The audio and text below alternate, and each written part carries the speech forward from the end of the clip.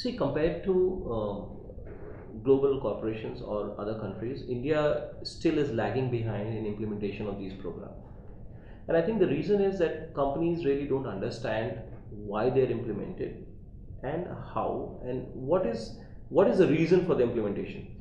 For example, you'll find lots of companies being very interested in loyalty programs, and the way they go about is they simply copy a program from another company and then hope for the best.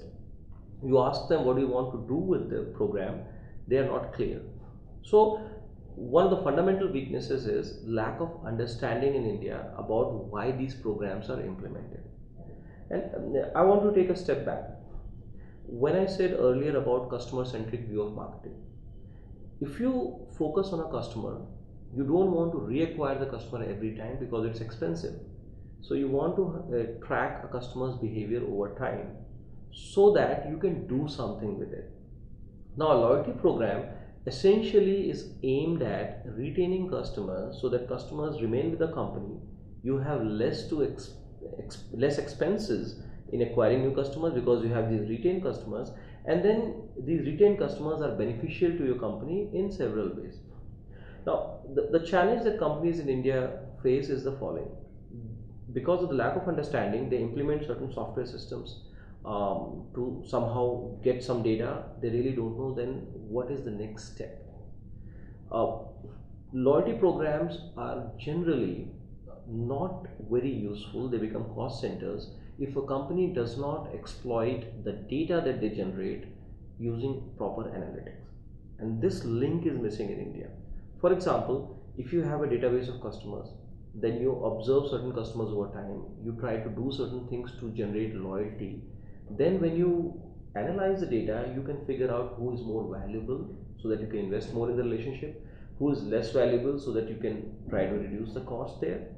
So you can do all those things in this with the aim to increasing the value of the customer base for you. So over time, through this tweaking and you can say differentiation across customers based on that value, you are trying to enhance the value of the entire customer base by acquiring customers who are potentially more valuable, more loyal, by focusing less on customers who are not profitable, and so on. So this whole ecosystem must exist for loyalty programs to give real value to companies. Now, this is evolving into something very interesting, which has yet to sink in even globally. If you think about it, a long time ago, take a case of say about 2 decades ago, and if you're a direct marketing company, by the way, direct marketing companies in the US, for example, have always been had traditionally been at the forefront of data analysis using marketing analytics. Now, these companies would track people over time, and then they would see how much a customer was worth.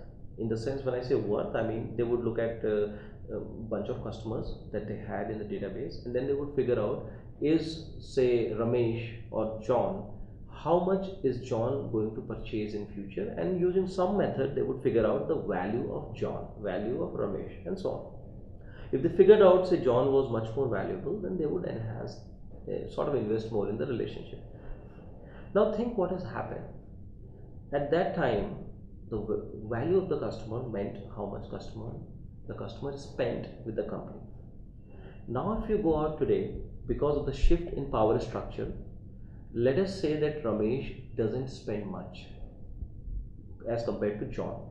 Traditional ways of looking at it would say John is much more valuable. But on the other hand, let's say Ramesh is much more active on the internet and goes out and says a lot of good things about the company and gives out free technical support to people and so on. Now, for the company has to take a step back and say, okay, how do I value Ramesh? This is a challenge, and companies are now thinking about it, how to tackle that. So, how do we then evaluate customers, or what do loyalty programs mean? Is Ramesh's loyalty less valuable to the company? It is not, because it is very valuable because he is doing certain things that are either saving me money as a company or helping me get new customers. So, in a sense, loyalty programs traditionally were unidimensional. They looked at how much a person spent, and then they somehow figured out the value, and that's what it was. Today what you see is the customer value concept itself has become multidimensional. You could have value where customers spend, you could have value generated by a customer because the customer goes out and gives free technical support, gets new customers and so on. Across the world, this is a challenge. How do we incorporate these different value components into a loyalty program such that when a company looks at the database and tracks these different values of customers, it can know that John is going to spend more and has such value on this dimension. Ramesh is going to do marketing for us in different ways and he has this certain other value in different directions, so that I as a company can tailor my effort to enrich or engage them more in the right way along the right dimensions. Something that the companies earlier had done in one dimension by simply trying to sell more. So this evolution of loyalty programs is increasingly being recognized, and researchers are writing about it. In fact, I myself written about it in earlier in chapters and all. But how to do that is yet to sink in or yet to really become concrete, and this is a challenge across the world at the moment.